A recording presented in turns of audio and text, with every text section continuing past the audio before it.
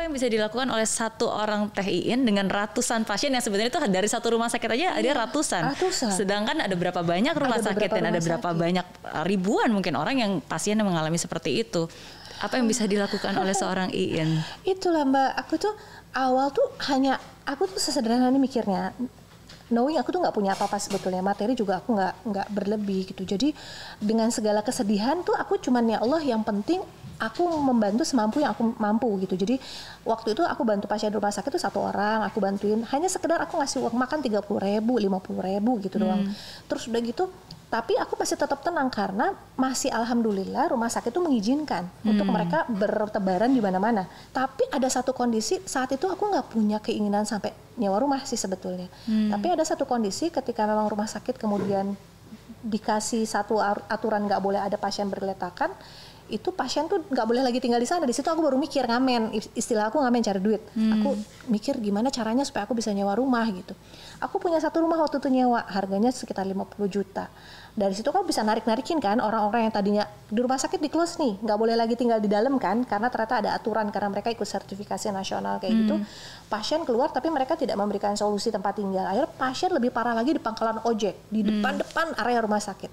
Akhirnya ketika aku punya satu rumah, aku bisa ambilin tuh satu-satu masuk ke rumah aku gitu, masuk. Nah udah gitu kan satu rumah mulai penuh nih.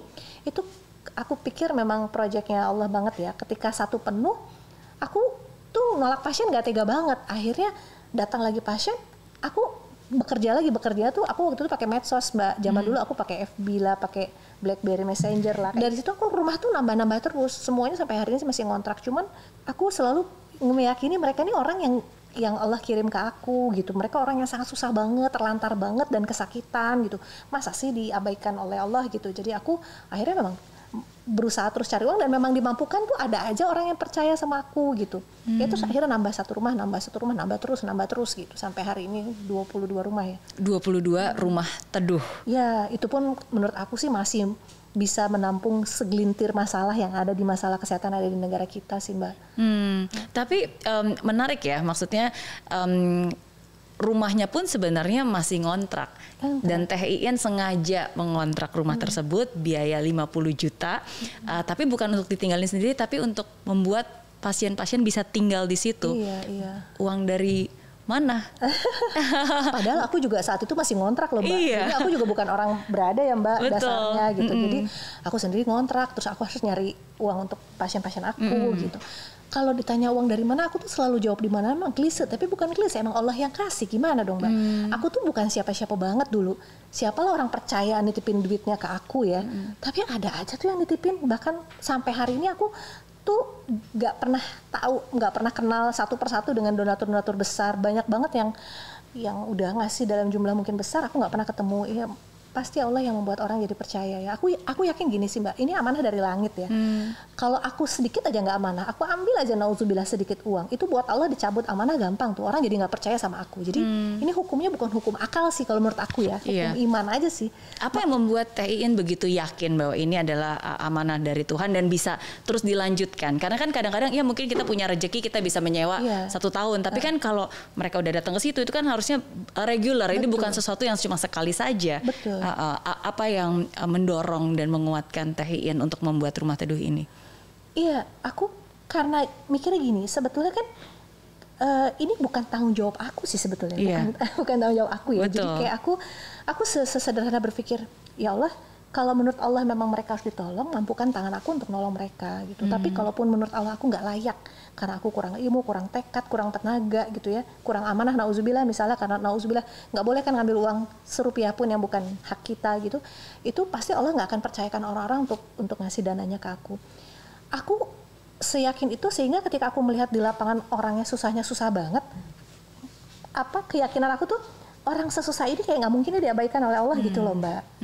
Jadi pasti diurus sama Allah gitu. Kalaupun aku sampai meyakini supaya kita nggak kepedean ya, kalaupun rumah teduh nggak ada, aku yakin ada orang yang ngurus mereka gitu. Ini masalahnya alhamdulillah banget aku yang dipilih gitu untuk ngurus mereka, nggak ada aku karena mereka terlalu susah Mbak Mary. Mereka terlalu susah, kesusahan mereka tuh sampai hal yang mungkin nggak bisa terbayangkan dengan Mbak Mary atau mungkin pemirsa deh, mungkin nggak terbayangkan oleh pemirsa ya. Kesusahan mereka tuh sampai ya Mbak bayangin ada nih kasus misalnya yang perempuan, wanita dibuang oleh keluarganya, dijauhkan dari anaknya, di rumah teduh, kanker payudara, nggak ada yang ngurus, pendarahan terus menerus. Coba, maksud aku orang menderita ini masa sih sama Allah nggak diurus gitu? Kalau udah kayak gitu kan, siapa yang mau nampung gitu loh Mbak? Orang-orang yang kasusnya seperti ini, sendirian banget loh dibuang.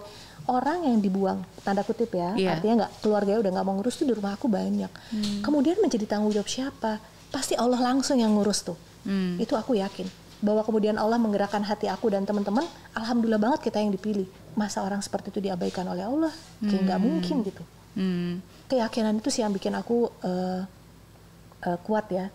Walaupun kemudian aku juga berpasrah kalau misalnya menurut Allah aku nggak layak ya, moga-moga Allah hadirkan orang lain. Tapi kalau sampai hari ini Allah masih kasih aku kepercayaan ini, aku bersyukur banget. Gitu.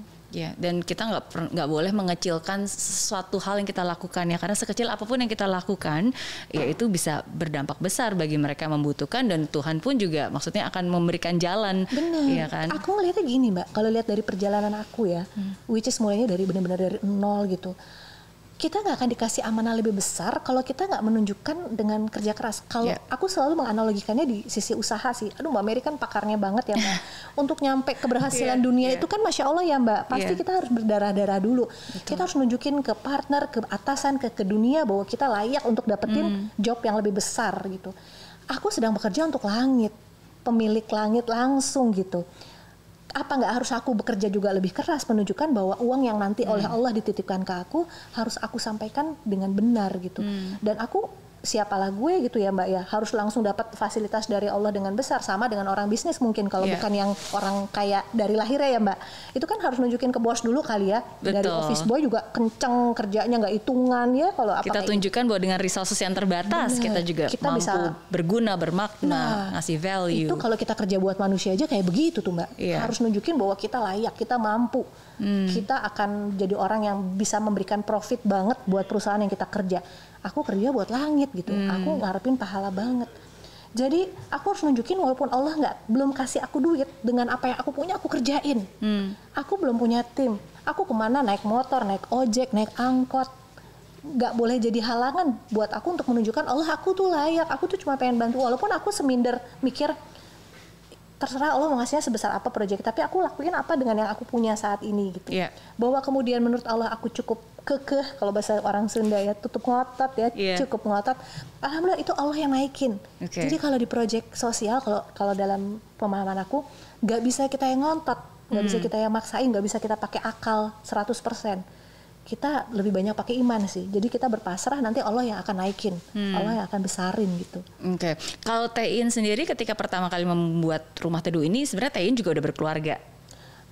Sudah berkeluarga, Anda sudah punya anak juga kan? Nah, apakah keluarga nggak protes tuh? Dalam arti, maksudnya kata di rumah masih kontrakan, ada keluarga juga yang harus ditanggung gitu. Sekarang malah mengeluarkan uang untuk ngontrakin rumah untuk orang lain. Apakah ada protes dari keluarga di awal? Alhamdulillah mereka selalu paham sih. Nah, selalu paham. Jadi mungkin lebih beratnya ke masalah waktu sih. Kalau masalah rezeki, dasarnya kita orang yang biasa banget sih ya, jadi nggak pernah terlalu berhitung masalah seperti itu. Tapi masalah waktu mungkin alhamdulillah mereka cukup paham karena aku ajak dialog ya. Karena gini loh Mbak, aku selalu meyakini bahwa ketika, ini dari keimanan aku ya, ketika kita menolong orang itu Allah langsung nolong kita. Itu hukum yang udah proven banget, itu janji Allah banget. Ketika kita menolong saudaranya, Allah akan nolong kita. Kita memudahkan urusan orang, Allah yang menolong urusan kita. Jadi aku sebetulnya sedang menolong diriku dan keluargaku. Jadi ketika aku menghabiskan, bahkan menyerahkan waktuku untuk umat, untuk orang lain, nggak mungkin tuh hidup aku nggak diurusin oleh Allah. Let's say aku butuh duit nih sebetulnya ya, untuk kontrak, untuk makan segala macam. Aku bisa kerja, bisa banget nyari uang untuk itu. Ketika aku nggak pakai semua kemampuan aku untuk bekerja nyari uang di dunia itu, aku bekerja untuk Allah, masa Allah nggak kasih aku kehidupan? Gitu. Itu logika berpikir yang mungkin agak aneh mungkin ya, tapi maksudnya itu keimanan aku kayak begitu. Dan itu udah terbukti sih Mbak, terbukti banget. Anyway kan yang kita cari itu kan happy ya Mbak. Ujung-ujungnya kan cari happy gitu. Katakanlah misalnya pun Allah nggak kasih aku kehidupan yang sempurna saat ini, Tapi saat itu dengan segala keterbatasan aku, dengan ekonomi yang sangat terbatas, semua segala keadaan terbatas, aku tuh happy banget. Jadi nggak pernah merasa capek dan lelah. Lelah ada, tapi karena happy-nya tuh aku ngerasa Allah sama aku gitu. Jadi aku tuh happy banget bahwa aku udah melakukan sesuatu yang insya Allah moga-moga kelak di akhirat tuh aku bisa dapat sesuatu buat aku dan anak aku. Jadi rasa happy yang aku nggak bisa omongin ya. Kalau udah happy ya udah segalanya kan udah selesai. Kan nggak harus punya uang banyak untuk happy. Happy dengan cara yang aku pahami ketika aku melihat mereka menangis mendoakan aku, ketika mereka dengan tulus megang tangan aku mendoakan bilang terima kasih, buat aku tuh happiness banget. Jadi buat aku hidupnya udah selesai aja, udah selesai, udah alhamdulillah, udah cukup gitu. Gitu alhamdulillah. Apakah anak-anak juga ikut terlibat dan membantu di rumah teduh? Itulah ya aku bilang kalau sosial itu bukan hal yang diturunkan, bukan bakat-bakatan, bukan skill juga kalau menurut aku, karena kalau lihat backgroundnya aku nggak punya bakat kesana sih sebetulnya. Allah hanya kasih aku modal hati mungkin. Nah bukan keturunan, artinya ternyata anak-anakku tuh nggak tegaan, tapi nggak teganya lebih baik mundur. Banyak banget ya partner donatur aku tuh yang kayak, aku nggak berani lihat, aku titip duit doang deh gitu. Tapi mereka nggak berani lihat darah, nggak berani melihat luka-luka. Artinya memang Allah nggak kasih peran itu gitu. Jadi ini satu hal yang meyakini aku lagi, alhamdulillah ketika ada orang yang dipilih oleh Allah untuk menjadi tangan-tangannya untuk menolong sesama. Bahkan even anakku pun mungkin kayaknya enggak deh kesana, nggak tahu yang kecil ya. Kalau yang gede-gede ini kayaknya enggak. Tapi kan cara membantu dan memberikan support kan bukan hanya dengan turun langsung dan ikut merawat kan. Maksudnya dengan mengizinkan dan mendoakan dan memberikan semangat ke Teh Iin aja, itu juga bantuan dan itu juga support.